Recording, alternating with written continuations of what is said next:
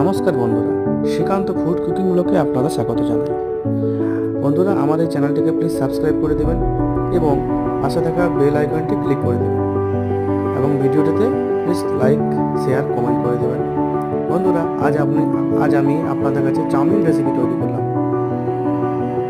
চাউমিনের উপরে একটু টমেটো সস দিয়ে দিলাম, তারপরে নাড়াচাড়া করে একটু ধনেপাতা ছিটিয়ে দিলাম। এটা টেস্ট হয়ে ভালো। কিছুক্ষণ পর বন্ধুরা কড়াইয়ে নাড়াচাড়া করে দিলাম, চাউমিনটাকে ধনেপাতার সাথে মিশিয়ে নাড়াচাড়া করে দিলাম।